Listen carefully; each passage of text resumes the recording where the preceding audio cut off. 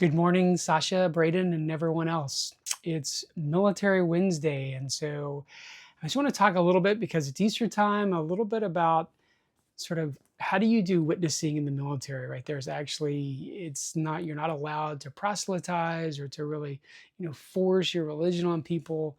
But I think that there's a lot of things that you can do, and I tried to do throughout my military career to really plant the seeds of things. There was a time when I was a platoon leader and I was very close to the soldiers because I would always drive around with people and in the Humvee. I remember when I was my first deployment to Kuwait, I always had a different Humvee driver to give them driving experience, and I would always ask them just a ton of questions about what they believed. And I would sort of start out, "What church do you go to?" And I would ask them a lot of questions, and usually, almost sometimes out of politeness, they would then ask back, "Oh, well, what about you? What about, do you go to church? What church do you go to?" And it just sparked conversations. Now, again, at any time someone wanted to halt it and say, "Hey, I'm not comfortable here," or "I don't really know," it was always fine. But I would always encourage people and say, "Oh, I'm reading my Bible. Have you ever read the Bible?" I was kind of being encouraged to the navigators to really sort of expand my wings a little bit and be more of a witness. And it's something that I would say I'm not naturally gifted at, not something that I'm naturally comfortable doing, but it is something that I think that we're all called to do. And so I think that as you go through your military career, Sasha and Braden, for you and your nursing career, I know that you do this some as well, is really always sort of being that salt, the salt and light, and just, "Hey, I'll pray for you," or, "Hey, do you mind if I pray for you?" Or, really encouraging the chaplain. A lot of times, I found that chaplains are, in the Army at least, are sort of regarded as kind of the second class citizen. Like, yeah, we have them and we were supposed to have them, but, sometimes we don't like them. And some people, platoon leaders, company commanders, etc., can actually make it very difficult for them to have access to the soldiers. And that's one of the things I always wanted to encourage. And even if I didn't think the chaplain was great or whatever,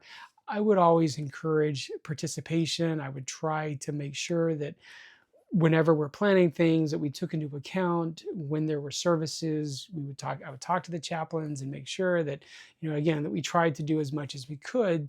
Now, whether or not, that had a lot of fruits, I'm not sure, but it did show, I think, just this idea that, it's important. It's important to me. And if I can't go, I'm certainly going to make it so that other people can go and have a chance to worship or whatever. And a lot of times, you get communion in the field, and it's kind of cool. I mean, they say there's no atheist in a foxhole.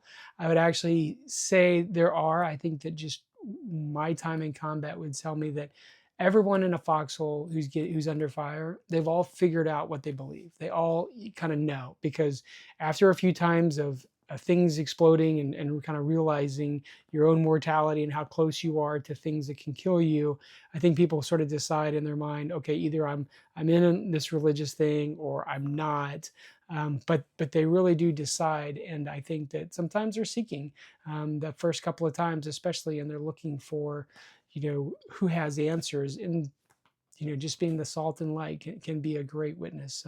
And this applies back in garrison. It applies when you're a nurse, Braden, you're flight nursing, whatever. It applies to lots of different things, where we don't have to always club people over the head with the Bible or whatever, but having a few scriptures, or just, "Hey, the Bible says this," or even just, "Do you mind if I pray for you?" Can all oftentimes be something that's just it's just a little salt and a little bit of light that you can plant in someone's mind that may not have any fruit that you know of, but someday it may bear fruit, and just trust that God will do that. So anyway, that's just sort of a little bit of my Military Wednesday for you. So have a great day. Love you guys. Bye.